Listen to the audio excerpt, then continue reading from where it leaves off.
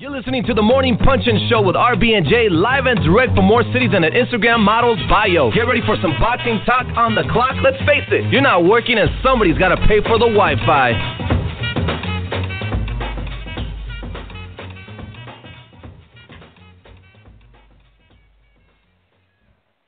Hi, good morning, everyone. It is RB and J. This is the Morning Punchin' Show, the most unpredictable, unscripted, but always real morning boxing talk show. Today is Monday, May 22nd, 2017. Jake Donovan will be on a little later with Jake's Take from FightNights.com. But first, let me properly introduce my partner in crime, my PIC, creator and founder of BadCulture.net, contributor for BlackSportsOnline.com, Jay LaBeouf. What's good, Jay? Good morning, RB, and good morning, boxing fans worldwide. I hope you didn't get up this morning and sucker punch your coworker on the way into work. Last weekend was a crazy, crazy weekend for boxing. We're going to talk about all of it, and I'm really, really excited. In keeping with that, let's talk about today's hot question. The hot question of the day is, what should Leon Lawson's punishment be for punching Uzcategui? Please use the TMPS hashtag, and we'll share your views. In case you missed it, if you don't know who Leon Lawson is, that's the man who worked Andre Dirrell's corner and punched his opponent when he wasn't looking. But we'll talk about that later in the show. So back to you, RB. Yeah, definitely let us know what you guys think his punishment should be. It was pretty classless. Leon is Andre Dirrell's trainer and his uncle. I think everyone in the boxing community is kind of shocked by it. So much for boxing being a gentleman's sport this past weekend. But anyway, the lines are open. If you'd like to chime in and tell us live what you think the punishment should be, press 1. Call 718-508-9852. Press 1. We will bring you on the air, and you could tell us what you think his punishment should be. If you're at work and you can't talk live, then just tweet us and hashtag, like Jay said, the TMPS hashtag, and we will try to read all of your responses. Yes, it is definitely boxing's hot topic. Starting from the moment it happened until now, Monday morning, now we'll start to see what you think, and maybe we'll talk a little bit about what could happen, past incidents, etc. So we'll talk about that. Why don't we jump right on into this weekend's fight recaps? Let's start with one of the smaller cards. In a fight that should have happened 15 years ago. That's awesome. DeMarcus Corley defeated Vivian Harris in Raleigh, North Carolina. I want to say I followed DeMarcus Corley on Facebook, and he was like competing in a Survivor-style competition. Maybe that Survivor got his cardio and everything where he needed to be to win this fight. Congratulations to him. And Raleigh, North Carolina, you really turning into a hotbed of boxing back there. Right. Raise up. No doubt. No, also happening this weekend, Indam, sorry, callers. Indam, he won a controversial decision over Ryota Murata. Looking at this fight, we'll talk a little bit about it. It was a very interesting fight. Hassan Indam went down during the fight, and once the fight was over, there were a lot of people who felt Christmas came early for him. At any rate, he retains the title, but the controversy continues. I know, RB, you were out in New York. Did you get a chance to see any highlights from that one? I did not. I was trying to follow Adam Abramowitz closely on Twitter. He watched all the fights this past weekend. He did feel it was a bit controversial as well. And I always pretty much take his judging pretty serious. But, no, I didn't catch it. Yeah, no, I just saw just a couple of highlights from when Hassan Indam went down. I didn't even get to see the final conclusion. So, let us know what you think about that one. Add us in that one. And also happening this weekend, which was a great fight that I did see, David Benavidez blasted out Porky Medina in 8 rounds. That is a bad, bad young boy. From where his brother is now kind of taking a step back from boxing a little bit, he is really stepping it up and making his presence known in the super middleweight division. He is really, really positioning himself for that title shot, and it could just be just right on his horizon, RB. David Benavidez is over there really making a name for himself, huh? Yeah, he's a bad boy. He is only 20 years old. And, his brother Jose had all the tools and the skills to be a world champion. He just didn't have the passion or the love for it. And that is what David has. David has learned so much from his older brother, but the biggest difference is that David loves to train, he loves boxing, and he has the passion for it. I mean, what he did to Porky Medina, I haven't really seen anybody do that to Porky Medina. James DeGale wasn't even able to do that to Porky Medina. So very, very, very impressive. Bright future for David Benavidez. Got to definitely keep an eye on that kid. He's going places. Yeah, let's go over to New York on HBO, the big Terrence Crawford versus Felix Diaz card, who everyone was campaigning for. On the undercard, Shakur Stevenson scored a first-round knockout at the Garden. I was there live. He had a huge fan base show up from Newark, New Jersey. They were in there pumped up. He brought out a really, really good crowd. If they go to New Jersey, he will most likely sell out. They were in the Garden, in the big room, and I would say more than half of the people there were for Shakur Stevenson. So that was really, really nice to see. Ray Beltran scored a brutal, tremendous one-punch knockout over Jonathan Marcello. Candidate, Jay. Did you watch that one? I sure did. Ray Beltran, what was so amazing about that fight was he really was losing that fight. He went down in the first round, and he was on the receiving end on some punches, but out of nowhere, that sneaky left, kind of a looping left, landed right to the jaw, cheekbone-ish area, and that was all she wrote. It was really emotional. I always had a liking for Ray Beltran. He just seems like a tough guy, a hard worker. He always comes prepared to fight. It was so sad to see him miss his last title opportunity on the scale in New York when they were doing the True TV series. So it's really, really good to see him make his way back up there. Sometimes a good guy gets a little break. Yeah, you know, and he was fighting for his green card. He was fighting for his family. He said, I have to win this fight in order to get granted my green card so I could stay, you know, living in the States. We're going to try to get Ray Beltran on hopefully for next week to talk more about that.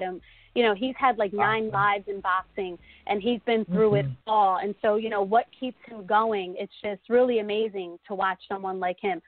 But I will say that the guy, Marcelo, from Peru, that place had so many Peruvians in there. I asked the guy from Top Rank, where did you find these Peruvians? I mean, they were buck wild in there. They were also silent, you know, when he got knocked out. But my God, I mean, you want to talk about grassroots marketing. The Peruvians from New York were in that joint. Oh, I feel so sad for them that you travel. Well, probably a lot of them live in that area, but just the fact that they gathered for their moment and he got put in hell. Jesus. Too bad for Peru. Got love for you, though. Yeah. The main event, Terrence Crawford versus Felix Diaz. Crawford dominated, stopped Felix Diaz in 10 rounds. Terrence Crawford painted a masterpiece. It was a master class. It was biology class. It was a complete dissection of Felix Diaz. Crawford looks like one of the best in the world right now. That is his second gold medalist that he beat, the first one being Yorkie Gamboa. It was a great performance. He looked amazing. Jay? He looked amazing out there. He looked unstoppable. He looked crisp. He looked technical. He moved well. He just looked like nobody could stop him. As he fights more defensively, of course, the critics will say he ran during the fight. I've seen a couple of those comments already on social media. But he engaged. He just looked like a complete fighter. Just put the game totally together. Excellent performance. An excellent finish. We knew he would dominate the fight, but good grief. Yeah, and you know what I love about Terrence is that he has fun in there. You saw them talking, smack talking, laughing, and he really was having fun in there. I mean, once he got Felix's timing down, it was all she wrote. He pretty much toyed with him. And let me tell you, Felix Diaz is a really good fighter, and he would probably beat a lot of 140-pounders today. He would beat a lot of them guys, just not Terrence Crawford. He is an elite fighter. He's on another level. He is special. And I think he should be in the top pound for pound, top 5 right now. I think a lot of people would join you in making that case, looking at some of his past resume. The top 10 pound for pound, last one I paid attention to was maybe Ring magazines, and they had Andre Ward ranked at number 1. Why not throw Terrence Crawford in there, even if he's just brushing into the top 10, but he's making his way up there. Maybe a supplemental side morning punch-in question, hot question for you guys. Now with the fight that you asked for, a lot of people thought he should fight Felix Diaz. The next possibility is for him to fight in Dongo to unify all the titles. There are some people who are saying it's not going to be competitive, so why not bother? Belts matter. Why belts have to matter for all the fighters if you think belts matter. If he wants to fight the unification bout and get the belt, let him get the belts. There's a lot of people who say, bring me my belt, and everybody wants him to fight for the unification of the titles, but doesn't get the grief if, say, he fights someone else. So if Crawford has the opportunity and the chance, everybody complains there's so much sanctioning, one true champion to rule them all. That'll eliminate a lot of discussion topics. So we'll see how the discussion goes. Jay, after the fight, Bob Arum did some interviews, ringside with the media in press row, and it was quite funny. I believe it was Mike Coppinger who asked Arum, when is Crawford going to fight next? And when's HBO going to give him a date? And Bob just blew off the handle. I'm a fucking promoter. I'm going to effing do what I want. He's going to effing fight who he wants, how he wants. He made it very, very clear to everyone there that Crawford's next fight does not have to be on HBO. And he made it very, very clear that he's not going to wait on HBO for a date. And if he has to find another TV partner to put Crawford on, he will, or he will take it to Top Rank pay-per-view. He was very, very clear with all of that. Yes. Mm-hmm. All right, Uncle Bob. I know that's right. Bob is going to do what Bob got to do. He's been in the business for a long time, and he's going to do what he wants. I'm not mad at that. You can't some fights get green lit and they're trash. Some fights are supposed to be great, they're trash. Some fights you're paying $79, $100 for, they're trash. Man, I ain't mad at you, Uncle Bob. Absolutely. Right. Well, if you want to know what really is next for Terrence Crawford and what the plans are for the rest of the year, stay tuned because during Word on the Curb, I will be dropping some Word on the Curb on Terrence Crawford, and you will know more about what's next for him and when we should expect to see him back. Jay, let's move over to Showtime on Saturday. Yes. Gervonta Davis with the big win over there in London. He stopped Liam Smith to retain the IBF junior lightweight title. Little road warrior Tank, the little tank that could. He went over there and he handled his business. I can't lie. I was a little worried about the kid on weigh-in day because I remember when he was on the show, when he was having it to do with Tevin Farmer, you said to him, you looked a little husky in the video, kid. And he laughed. Do you remember that? Yeah. And when he came in overweight, I was like, RB called it. She called it from the video.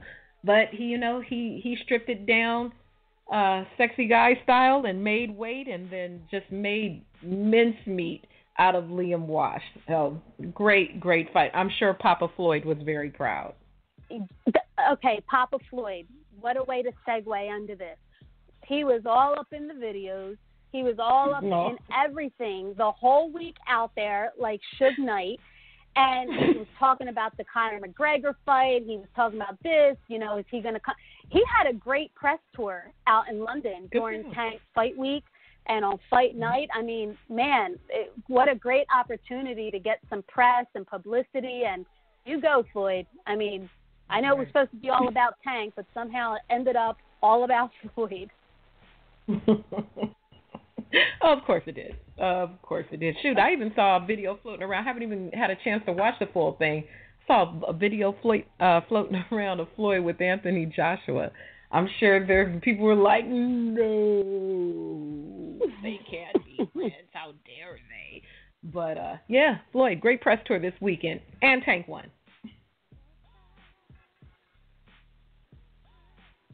All right, Rancis Bartholomew, he dropped and decisions Relicek in a WBA eliminator. It was a hard-fought decision, and he won That is one fight that I need to catch up on. I did not catch that. Gary Russell Jr., he dropped and stopped Oscar Escandon in 7 rounds, and he now wants Santa Cruz, Selby, Mares, or Valdez next, which I've been saying for a really long time that he should be fighting Mares. He should have been fought Mares, and I tweeted that, and Mares actually tweeted me back and said, hey, amiga, I'm ready whenever. I'm ready to fight whoever. Let's make it happen. Mares is game, and he hasn't fought since Cuellar. Yeah, he hasn't. He's been out for a minute. Right. He's been out on the scene and shaking hands and kissing babies, but I know he is anxious for that fight. He's coming off of a nice little high there, and better to get that kid back in the ring than later. Yeah. So the next fight that we're going to talk about, which is also our hot topic, which is also part of the hot question today, is the Dirrell fight. The Dirrell Uzcategui fight.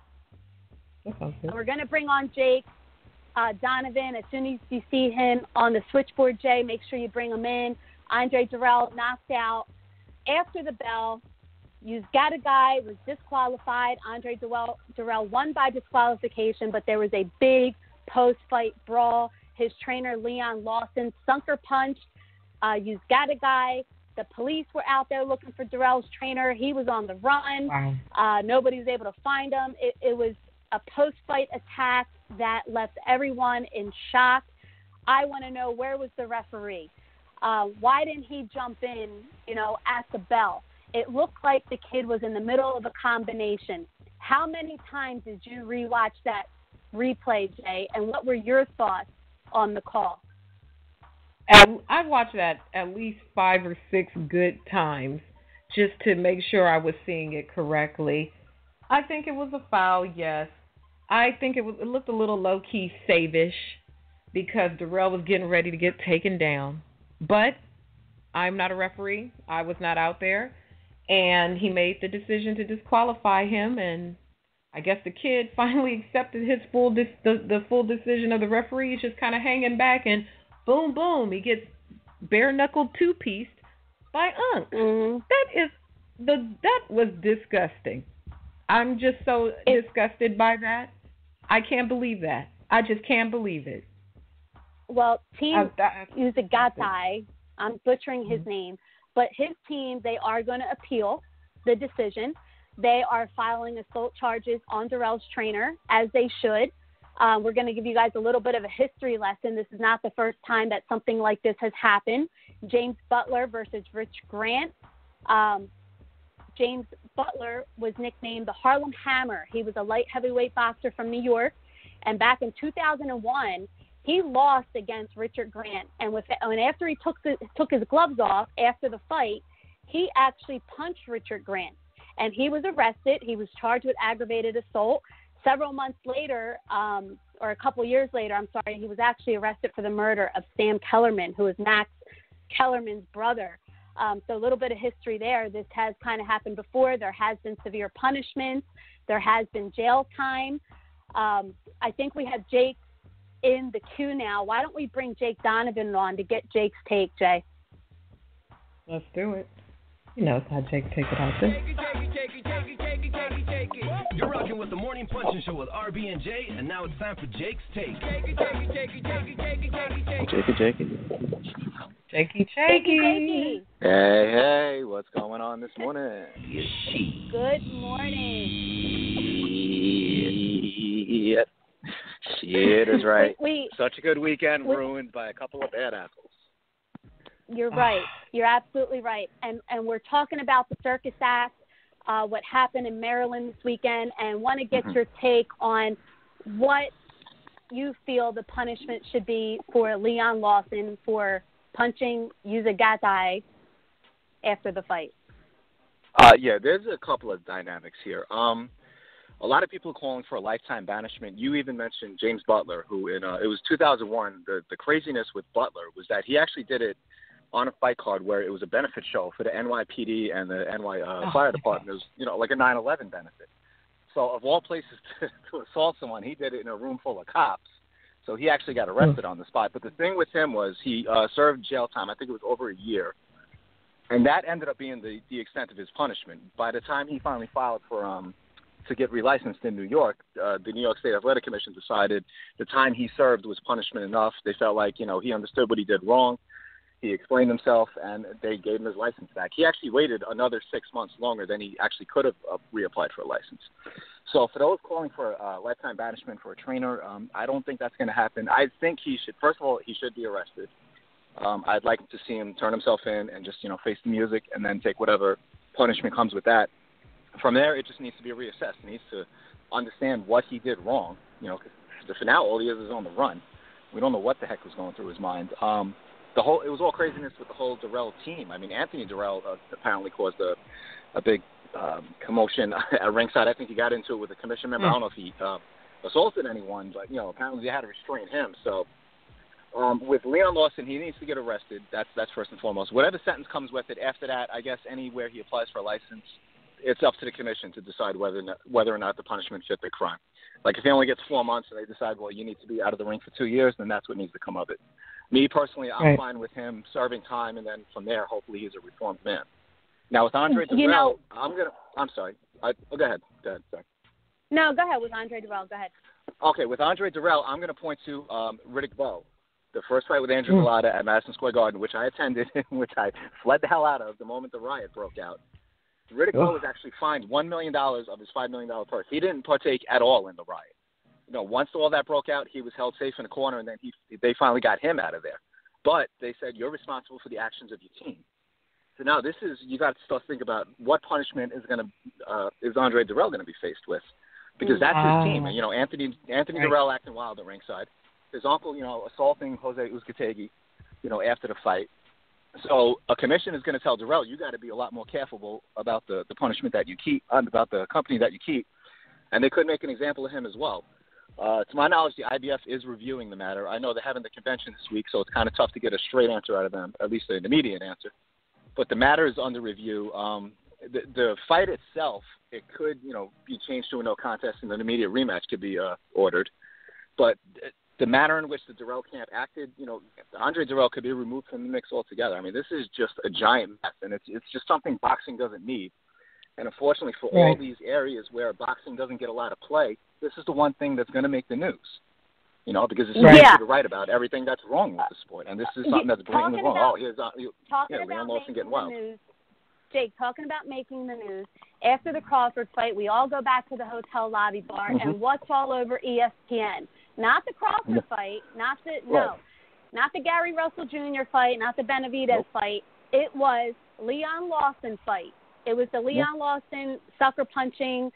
It was embarrassing. It became like a joke. It became a highlight instead of on ESPN them highlighting, one of the best fighters in the world, giving a masterclass in New York. It was about Leon Lawson on ESPN.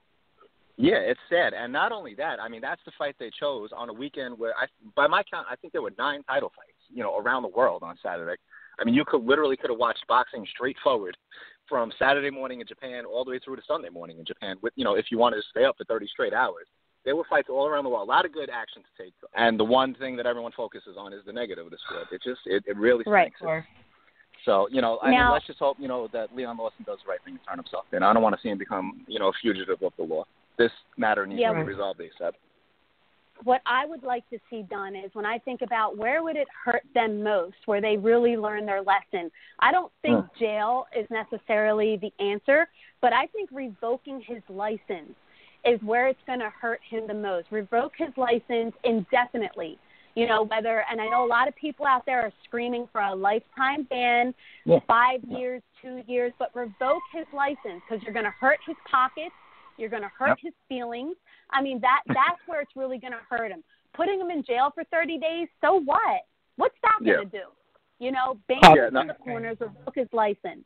Now, Russell Peltz actually wrote on my Facebook last night that back in the day, in 1952, Tommy Abolai, which was a boxing manager, in 1952, Tommy Abolai was a boxing manager, and he actually punched referee Ray Miller in the face after his fighter, Rocky Castellani, was stopped in the garden. Ebola also punched the matchmaker in the dressing room. He was banned from boxing for life. Wow. Holy cow. And that was a boxing manager. So what's the difference if a trainer does it? Yeah, wow. I mean, I guess, it's just a matter of time. I mean, Russell Peltz is the only one that can confirm that 1952 actually existed. So, it was a different time back then. But, hey, I mean, in Madison Square Garden, we also had Narkis Sosa, when he got stopped by Roy Jones in 2 rounds, he threw a punch at referee Ken Zimmer. And I don't think anything happened with that. He might have got, like, a slap on the wrist, but... this stuff has happened before, but with Leon Lawson, the manner in which he acted was it's deplorable. I mean, there's no defending it, and sadly, people have tried to defend it, but they just need to back off that, and we just need to try our hardest to focus on the positive of the sport, and just hope that some sort of sound resolution comes of this matter. Absolutely. Could you imagine somebody punching like Jack Reeves in the face right now? No, Jack would punch you back. That's right. That's right. Yeah. But and then he'll tell you as you and RB mentioned, it is sad that kind of dominated the newsreels over the weekend when there were so many great fights that were far more deserving. In addition to the Crawford fight, showing some highlights of the young guy Shakur Stevenson. If they're trying to build the brand in the future with him, no highlights of the kid on ESPN or major media. He's an Olympian. At least on that alone. He's an Olympian. He should have got a little shine. Exactly that. Right. Or Gervonta Davis, 22 years old, he just made his first title defense. I mean, there's a lot, that happened over this weekend that speaks to the future of the sport. And, we don't need to go backwards. We need to move away from, this TMZ style of reporting. But sadly, that's what dominates the headlines. Right. Yeah. Well, listen, let's get some other takes from you, Jake. Any updates on Ngannou Lipinets? Yes. Okay, Julie Sindongo, Sergey Lipinets.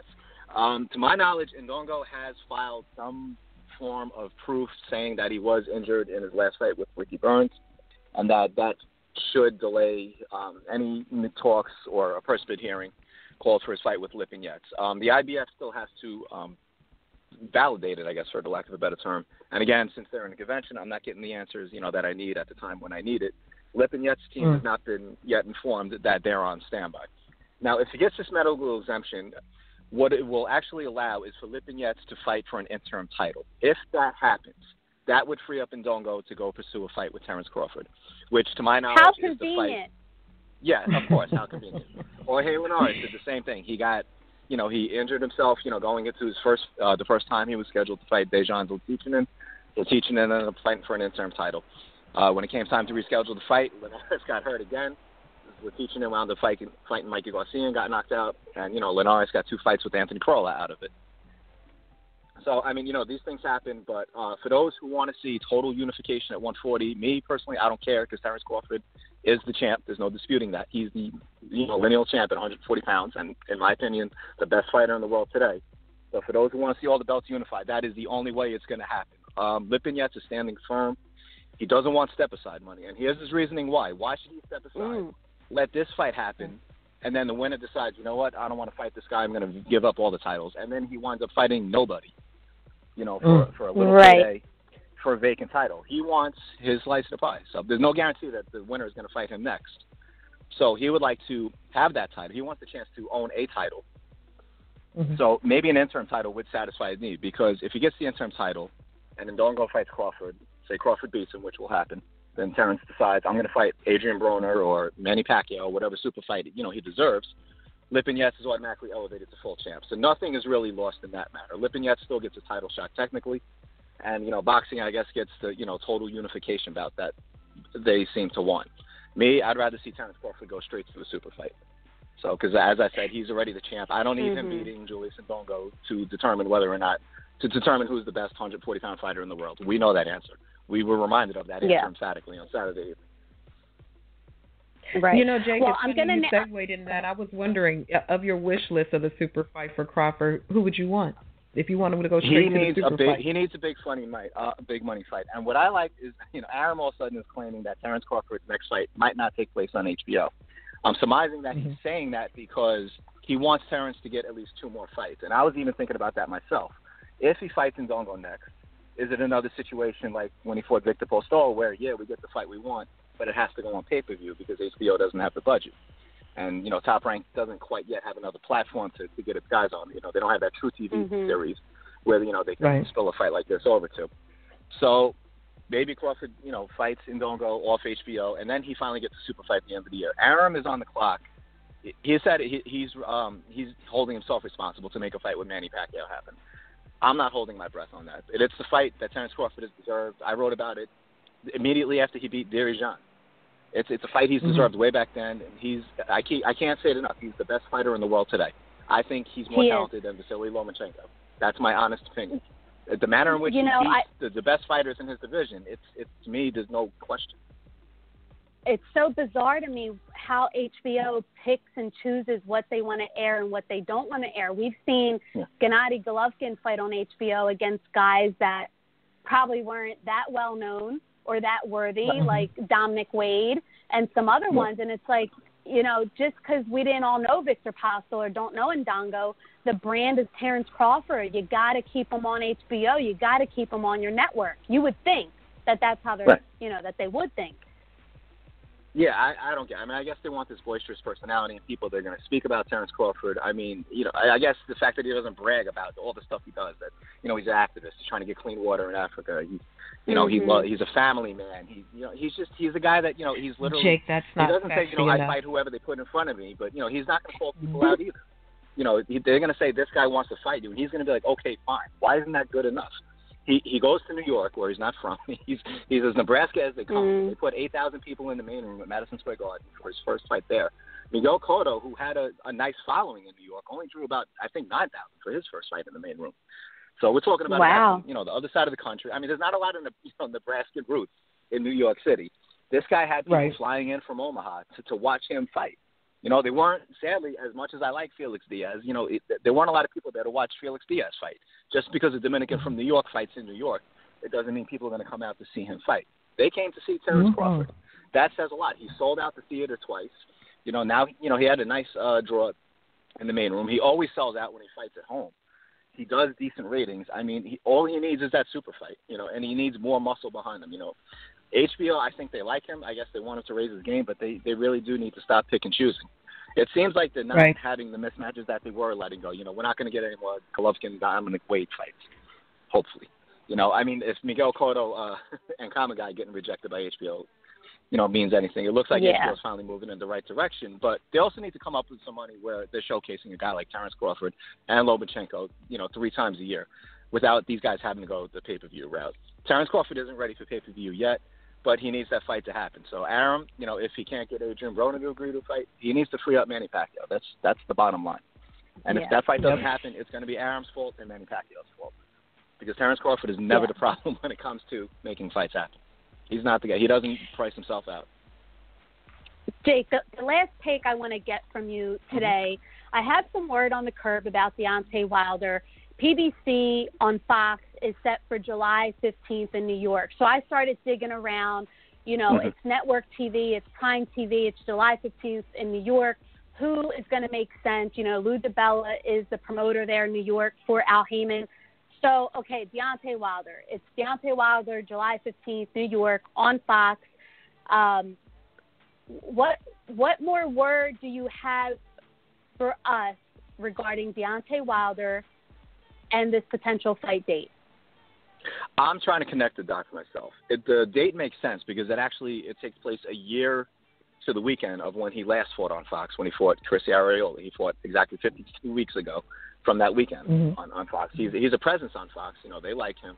They want to bring him back. And he actually, when he fought Arthur Szpilka at Barclays Center, Szpilka, he brought the Polish crowd with him. But Deontay brought a sizable crowd with him as well. And he has Brooklyn Boxing, whatever that's worth. He has that brand behind him. They wanted to start doing fights at Nassau Coliseum.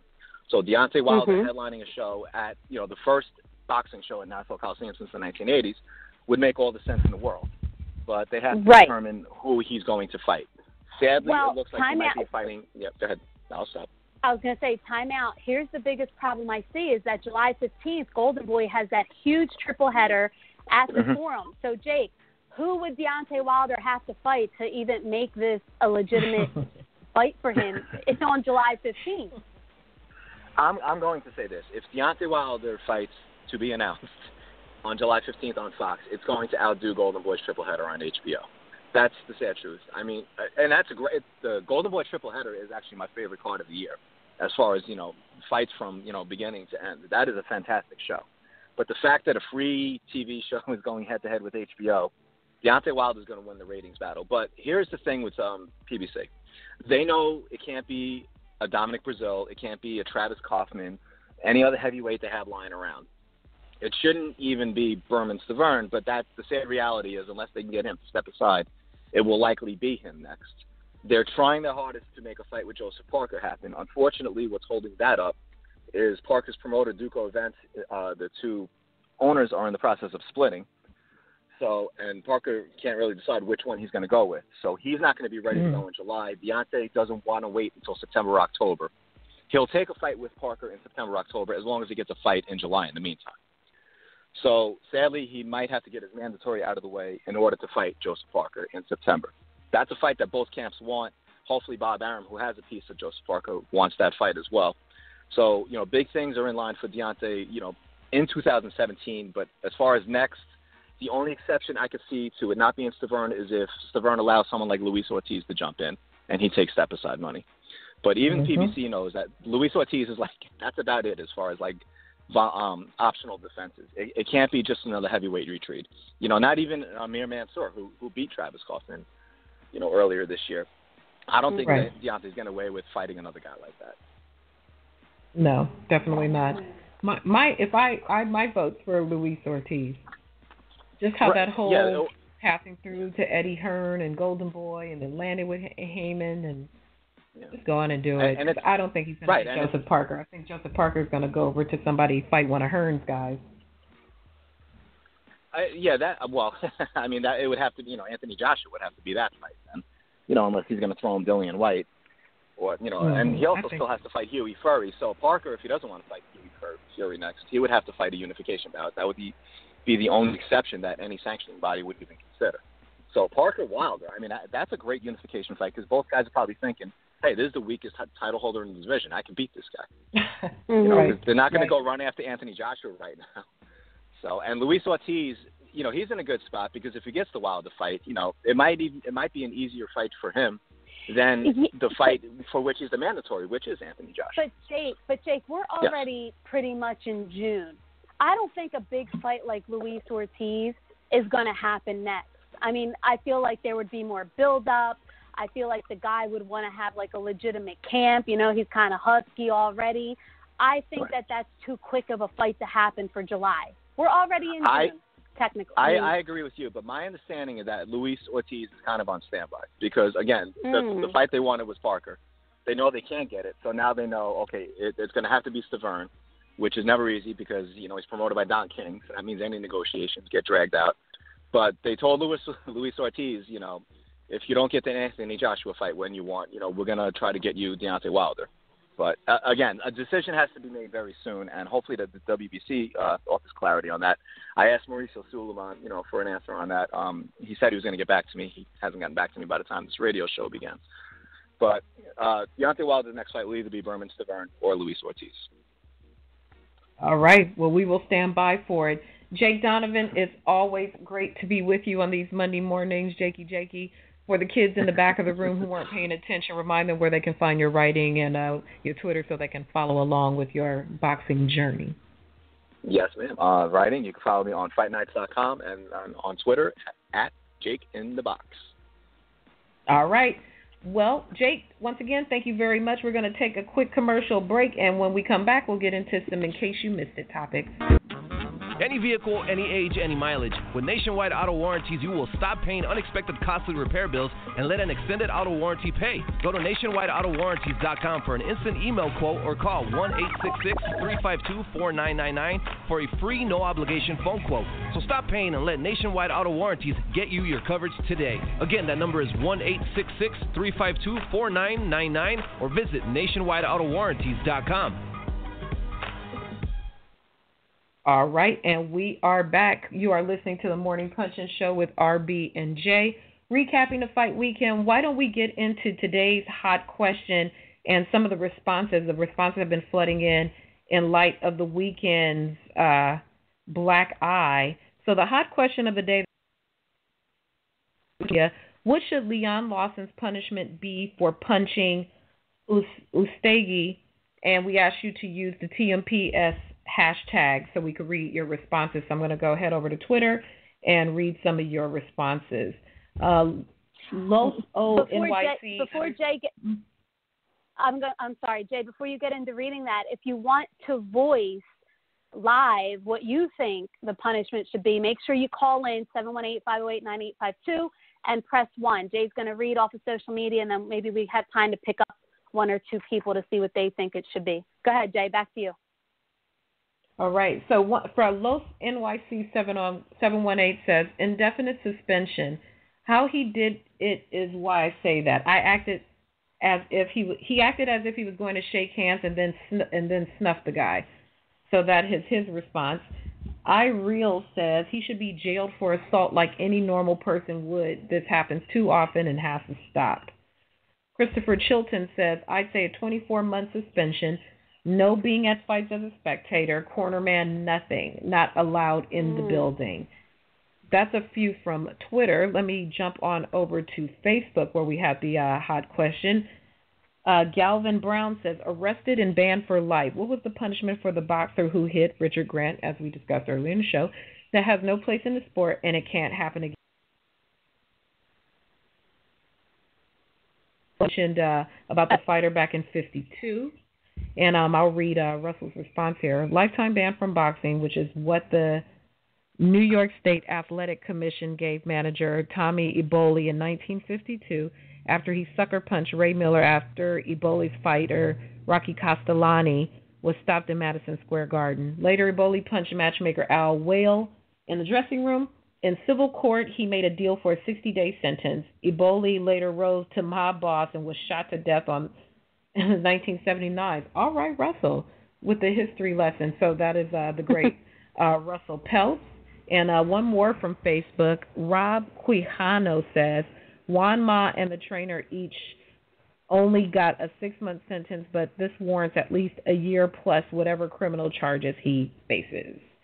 And I could not agree more. I agree definitely with the police arrest and whatever the punishment is for assault in New York, and then maybe a year ban. How we go about executing it, since different athletic commissions, et cetera, they would have to stand in some kind of solidarity together to make that happen. What do you think, RB? What is a just punishment for this situation? Well, like I said earlier, I think they should just revoke his license indefinitely. I don't think jail is the right thing, and I'm probably going to get beat up for this, but okay, what, you send him to jail for 30 days? I mean, then what? My thing is, you hit him where it hurts. You revoke his boxing license. It's going to hurt his pockets. It's going to hurt, I hate to say this, but his life. I mean, he's a trainer. His son is an amateur trainer. I would say revoke his license from everything boxing, a minimum of 5 years, a minimum. And I'm not saying ban him because I don't think that's realistic. I don't think the Maryland Commission has enough balls to ban this guy for life. But I think it should be harsh. I think it should be something very, very harsh and significant, like a 5-year, revoking of his license. That's what I think. If anybody out there would like to talk to us and let us know what you think his punishment should be for his acts this weekend, please, press 1 now. Jay, if you see anybody light up on the switchboard, bring them in. We're going to keep rolling with In Case You Missed It, unless there's somebody that wants to come on and give us their thoughts on what happened this weekend. How's that sound? They saying in the switchboard. I did a quick Google to see what the punishment in New York is for assault. Assault is a felony that is punishable up to 7 years. It's a Class D felony in New York. So we'll see what happens on that end, on the legal side. Yeah. Well, in case you missed it, this morning, Adrian Broner was thrown behind bars for the next 3 days. He pleaded guilty this morning in Kentucky for disorderly conduct from the incident that happened back in 2014. Jail time has been suspended, but he will spend the next 3 days in jail it just can't stop, won't stop. Just this is Adrian Broner. Oh, Broner. That's his life. You should just win. Okay. In case you missed it, Callum Smith signed to fight Anthony Dirrell on September 9th in L.A. Keith Thurman, our boy Keith Thurman, is recovering from surgery. He had surgery on his right elbow, and he's expected to be out of action until the end of 2017, which most likely means we won't see him till 2018, which means that Sean Porter should get the Lamont Peterson fight now, right, Jay? I mean, wouldn't that make sense? Yeah, they're both available. Sean is deserving a fight. He won that title eliminator in his last time out in the ring. Sean's got to get a fight. It's unfortunate that Thurman is out till the end of the year. Maybe he'll kick off the year strong like he's done for the past couple of years on whatever PBC platform is popping at the time. So, but yeah, get Sean Porter a fight. A Lamont Peterson fight sounds great to me. Yeah. Your boy Shannon Briggs failed a random VADA urine test. His fight with Quindendo. What's his name? Okendo. Anyway, that fight is off. Yeah, I can't say any of these names. That fight is off. He failed a random VADA urine test. Are we surprised? I mean, seriously. Come on. Yeah, I mean, come on. Let's go, champ. Let's get, too hype. And when I read that headline, I couldn't even roll my eyes. I just laughed because we knew it was coming. Yeah. Oh, well. Golden Boy made a really good fight for their ESPN Cano versus Fidel Maldonado Jr. That's going to take place in Frisco, Texas. That's a really good fight. They are still sticking to their word. They're going to match up their guys tough, and they're going to give us good fights on ESPN. So kudos to Golden Boy to sticking to their words. Andre Ward, Sergey Kovalev, HBO 24/7 will debut on June 2nd. Not sure if Andre Ward's going to be in it or not. I know he stood them up for the face-off. So I guess that's yet to be seen if 24/7, if he'll be included or not. It'll be Virgil whispering. Now thinking about it, Andre Ward was not in New York with Shakur Stevenson. I did run into Jane Prince a couple times, and I even saw Brian Jennings there supporting the team, but there was no Andre Ward. And he's Shakur Stevenson's manager. I guess he's in the heat of camp, huh? Yeah, we'll give him a little pass just because the fight is coming up. So we'll give him a pass this week. The big, in case you missed it, topic that we're going to talk more into here is Miguel Cotto and Rock Nation parted ways last week. The contract that Cotto had with Rock Nation was reportedly for $50 million for 3 fights had he completed the contract. Cotto and Rock Nation could not come up with an agreement or a date or a venue or money for his next fight. So the deal that they had was guaranteeing Cotto a $10 million purse per fight. Now, Rock Nation felt like that purse was just a little too high for Cotto's next fight, being though that it wasn't going to be a big name, maybe not like such a credible opponent. So they're like, you're going to have to take a little less than that 10 mil if you want to fight a lesser opponent. Now, Miguel Cotto don't do nothing that Miguel Cotto don't want to do for Miguel Cotto. So he was like, I'm out, I'm straight, we could just part ways. So word on the curb is Rock Nation, they actually reached the deal with Cotto to buy him out of the remainder of his contract for an undisclosed sum of money. Man, last week when we talked about Cotto and coming to the end of his agreement, it just seemed fishy then with the whole Marquez versus this versus that. He might do this and Kamagai, et cetera, et cetera. Then this week, his demands were too intensive and they couldn't come to an agreement. They knew who they signed. Do you think Cotto just happened this way overnight? They knew that when they signed him.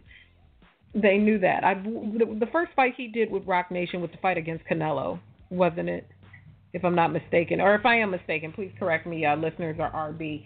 But they knew the person they signed. And so to get to this point, the buyout makes sense because there's just not a good opportunity. The James Kirkland thing was a fiasco, and now they're playing round table. So, hey, why not? Part ways amicably.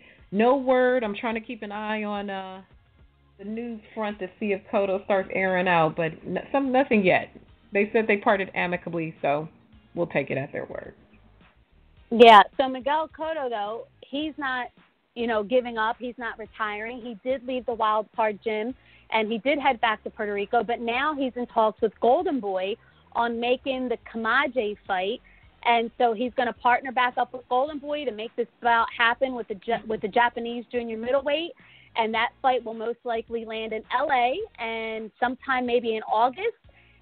We know that Kamaje is contractually tied to Golden Boy, so it makes sense that he would team up with Golden Boy now to make this fight happen.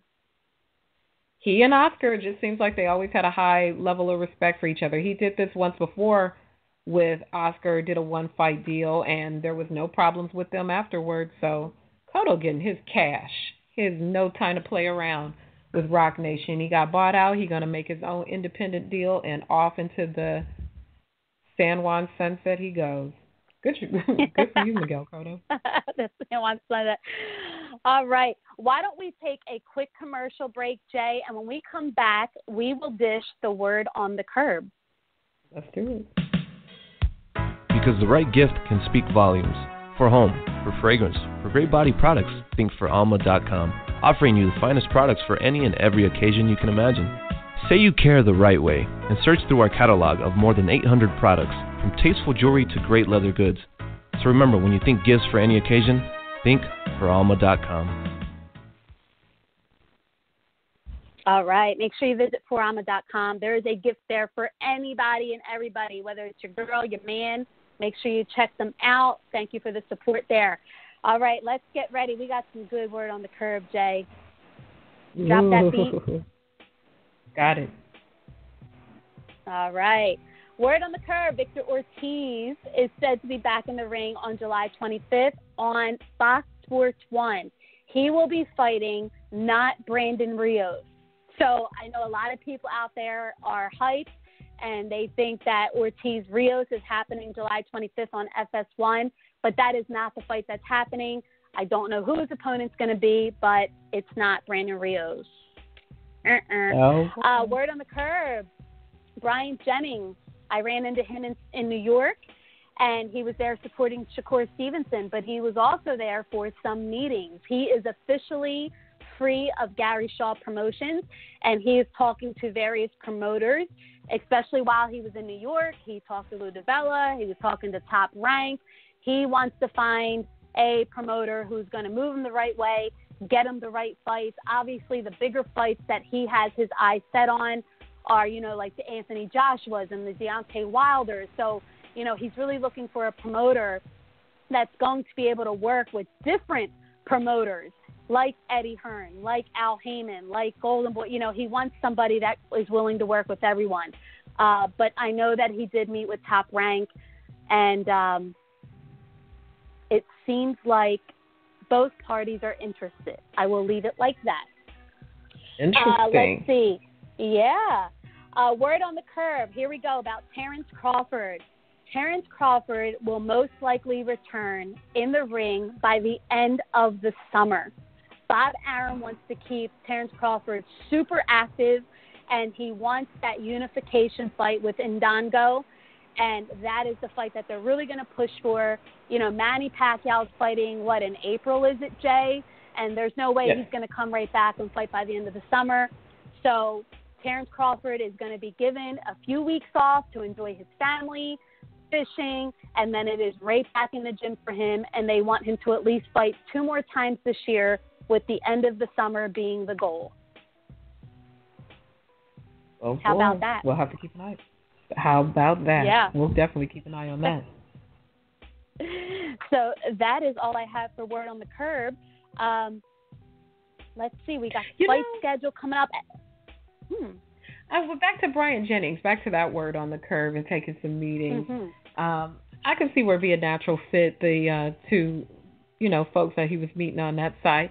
Maybe Tom Leffler. Maybe they should take a meeting too. He seems to push his guys along. He gets along with a lot of different people. Yeah. And Eddie, that might be a good look too. You never know. So we'll keep an eye on him. That's good for him. He stays in shape. See if he can get back out there in the ring and get back into action. And that's where Terrence Crawford, You guys want him active. You want him fighting. It looks like you're going to get your wishes. And we'll just have to wait for the critique that comes with whoever the next opponent will be. But, that's a story for another day. Yeah. So, Jay, let's see if we can get anybody, on the line to talk about this Leon Lawson case. In the meantime, why don't we take one last quick commercial break? We'll come back, try to take a caller, and we can wrap up with the fight schedule. All right. For all the latest news, interviews, and boxing schedules, visit BoxingInsider.com, providing readers with everything from the latest fight schedules to interviews with your favorite boxers. BoxingInsider.com has you covered from top to bottom. BoxingInsider.com is looking for new writers. Think you have what it takes to join the team? Submit your articles to our team at info@BoxingInsider.com. Visit BoxingInsider.com today, the only boxing website where you become the fifth man in the corner. All right. I like that beat. Nice beat. Why don't we are back, and it looks like we are closing in on our time for this Monday. Why don't I jump right into the weekend fight schedule, starting with May 26th from Chicago on Unamas. Michael Conlan is taking the next step in his journey versus Alfredo Chanez in a 6-round fight. Also fighting on this card, it's got to be the same one, Mike Alvarado fighting on this card against Matthew Strode. And this is taking place on May 26th from Chicago on Unamas. Another fight, I'm not sure where you can find it, but I mentioned it because it's a title fight. From Monterrey, Mexico, Jose Argumedo versus Gabriel Mendoza for the IBF. Argumedo is the defending IBF strawweight title holder for you lightweight fight lovers. That fight is happening this weekend in Monterrey, Mexico. I'm sure there's somewhere you can watch it. And finally, on Saturday, the big fight from Sheffield, England, Kell Brook versus Errol Spence for Brook's IBF welterweight title. It could be graduation day for Errol Spence this weekend. And in the co-main event, George Groves versus Fedor Chutinov for the vacant WBA super middleweight title. So, hey, this could be a future opponent for Benavidez, and we'll have to keep a fight on that as well, and keep an eye on that as well. And that is the weekend fight schedule. Back to you, Arby. All right, I think that's it. Unless anybody in the queue wants to give us their thoughts on what the punishment should be for Leon Lawson, we will probably wrap up. So unless anyone's in the queue, Jay, I think we can. I think this is one of our good folks here. You are on with RB and J. Who is this, and where are you calling from? Two Green. Hello? Calling from Mississippi. What's going on? Hey, Nothing Mississippi, much. what's good? Good. How about y'all?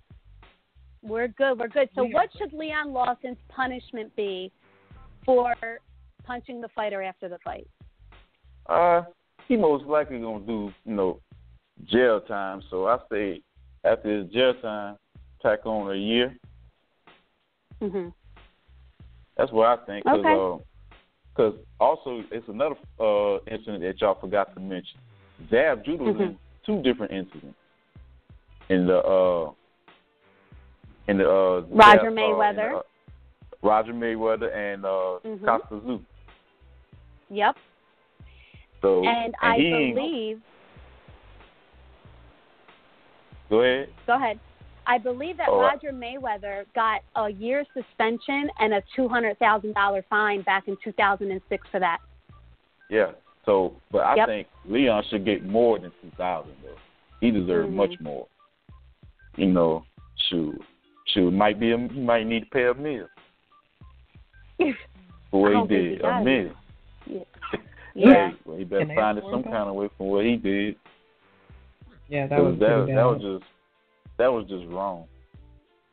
Yeah, that man the 2-piece combo. He didn't even see it coming. With a side of a biscuit. Yeah. Yep.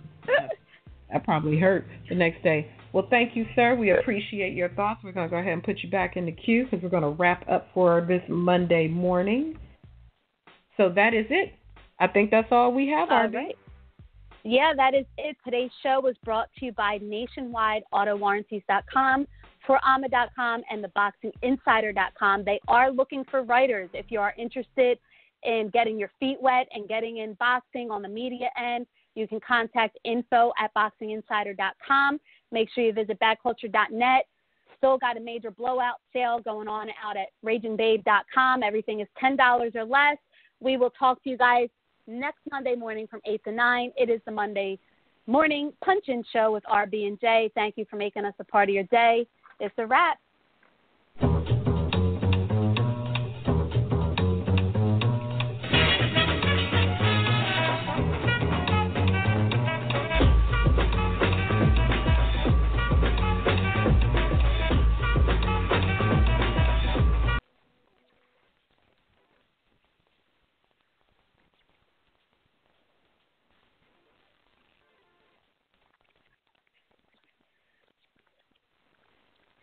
Napa know-how. The Napa guy knows not to judge a man by his car's multicolored paint job or absence of modern gadgetry. Who cares if it's technically old enough to vote and the windows are powered by the strength of your left arm? Your monthly payment is zero, and it'll stay that way. Because with over 500,000 parts and a little Napa know-how, you can keep anything on the road. She may not be pretty, but she's all yours. That's Napa know-how. Napa know-how. Staples knows that when your spreadsheets no longer spread, it's time. When your presentations are not presentable, it's time. And when tensions in the office are high... No, tensions are very, very high. It's definitely time. And it's times like these when pros turn to Staples. Staples has a full range of tech services to help your business with everything from data recovery to virus protection. And right now, get $50 off PC diagnostic and repair service, so your business won't miss a beat. Staples, it's pro time. Ends 5/27. Service does not include parts.